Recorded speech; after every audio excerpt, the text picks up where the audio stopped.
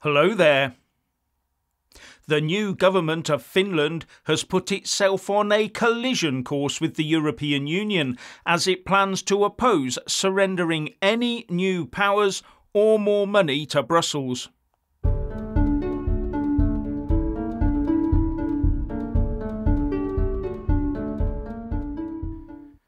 The European Union wants ever closer union with more control from Brussels. The new Finnish government says no. The European Union wants more money from member states. Finland says no. The centre-right National Coalition Party got the most seats in the election last month, with 17% of the votes. So to form a government, it has formed a coalition with other like-minded parties, the Finns Party, the Christian Democrats and the Swedish People's Party. Yes, the Swedish People's Party. It's a minority group party. With the leader of the National Coalition, Petteri Orpo, expected to become the next Prime Minister. And now the group has said no more transfer of power to Brussels and no extra money either. And that will not come as music to the ears of the Eurocrats. Finland advocates for a clear division of competencies between the Union and the member states, which should not be expanded with a new interpretation of the treaties, they declared in their coalition agreement. They don't want a repeat of the health emergency bailout fund recovery instrument that basically pooled a common debt amongst all the member states. The new coalition believes that each member state is responsible for its own debt, whereas the EU Commission sees a future in more pooled debt and a new single banking structure for the EU. And with that comes more power for the Eurocrats. And the Coalition Pact also said, Finland will not commit to measures that would shape the European Union into an asymmetric income transfer union. The recovery instrument was an exceptional one-off solution that should not serve as a precedent. Trouble is, Brussels has other ideas. The coalition also said, the government will maintain and deepen Finland's close multi-sectoral links to the United Kingdom. It will promote a strong partnership between the UK and the EU. Strengthening ties with the Brexit UK. Ooh. And I'm not sure the EU will be happy about the Finnish government's plans to arrest and imprison illegal immigrants and turn refugee seeker status into a temporary arrangement. And we also hear that President Macron of France is hemorrhaging support to Marine Le Pen, with one of Macron's MPs, Jacqueline Mackay, likening it to an advancing tsunami. At this rate, the EU will be far too right-wing for the UK Ramona establishment to want to rejoin it. Well, well, well, it seems the eco-loons are losing friends by the day. And now it's the turn of the school children that the self-entitled people make late for lessons. The eco-loons claim to be protesting for the benefit of our children, but all the kids see is a group of people making them late and possibly facing detention as a result. And one was seen ripping a poster out of the hands of protesters. Now this is actually a bit of a game changer. It shows how much the public mood is fraying because of the antics of these loons. And with the warmer weather, the risk of lost tempers increases. The police need to nip every one of these in the bud using Section 12 orders before something happens. And now that children are in the mix, surely it puts them in danger, and so now is the time to act. Now there has been a lot of talk about the World Economic Forum, the WEF, and the Bilderberg Group, where the great and good get together to discuss our futures.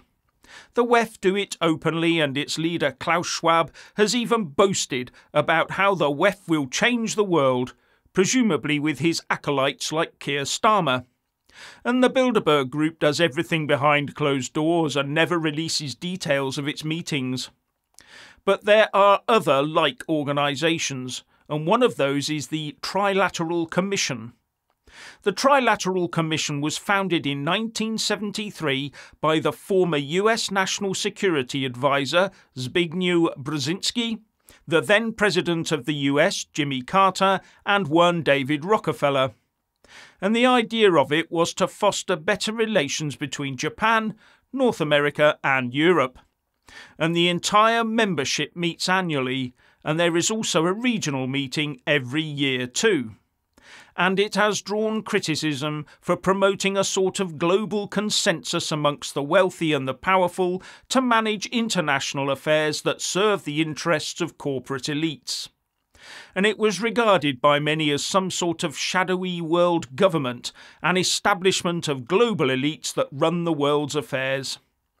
But the Trilateral Commission just says it's a talking shop, a discussion group, with all its reports out there in the open for anyone to read. But when you look at the large list of its members, you see that they all hold sway over current affairs in some form or another. And one former member of this organisation is Keir Starmer. He appeared on the 2021 membership list, but is now listed as a former member. But that's all right, he's covered by liking Davos so much anyway. Now the thing here, as the Washington Post said way back in 1992, these people generally do run the world anyway. And it described the Trilateral Commission as a club for people who run the world. Who's not on the Trilateral Commission, said the report? Not one professional athlete, playwright or pop star. Hey, who do you want running the world? Ted Danson? But others claim that these people don't get together for tea, biscuits and some harmless chit-chat. And there is one interesting claim in there by Jim Tucker, who used to write for the now defunct Spotlight weekly newspaper. Tucker claimed to have a source inside the Bilderberg Group with the codename Pipeline, and according to Pipeline, said Tucker, Bill Clinton was anointed the Democratic presidential nominee by the Bilderberg Group. And the Washington Post piece also quotes left-wing writer Holly Sklar, who wrote a study called Trilateralism, the Trilateral Commission and Elite Planning for World Management. She said that the Commission isn't a conspiracy, but that I think that their vision of world order is not a world order that is good for most people. And went on to say that it was a system where a few get enriched at the expense of the very many. I've got to say that does sound like a conspiracy to me. And when you go on the Trilateral Commission website and look at the members list and how many there are, as well as how many countries they're now active in, you do have to wonder. But they are, of course, doing it all for our benefit, aren't they?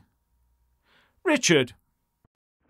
So young children are to be taught about things of a most inappropriate nature, relating to, well, let's just say what can go into their food evacuation system via a different route. And if that wasn't bad enough, for homework they will have to, well, how can I put this? They will have to have some alone time with themselves. This is what our children are to be taught under the education system of this Conservative government. Oh, and I anticipate it will be far worse under the incoming Labour government. But both are following the same agenda. I am sorry, but this is a line that must not be crossed.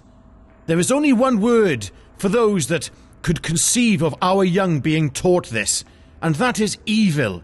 Or are you still in doubt that evil exists and is simply a man-made construct to control us? Such thinking is exactly what these people want. If this government sits back and allows these satanic abominations to be taught in our schools, I will openly say that any sitting Tory minister or MP is complicit in encouraging, if not promoting, the actions of people such as Mr. Saville. But it's not just Tory MPs or Labour MPs who will be complicit in this. It's you, the voter, who will have to decide which side of the moral fence you sit on. Yes, that's right. if you vote either red or blue, you are equally as complicit. As a friend often reminds me, I saw the normalisation of the abominable coming over 10 years ago, and having such things taught in our school is a huge leap forward in that direction. The decision is yours, and if you have friends who intend to vote either Tory or Labour, you should probably enlighten them on their potential moral hazard in doing so. This really is up to us. Anyway, what do you lot think about what has been said in today's videos?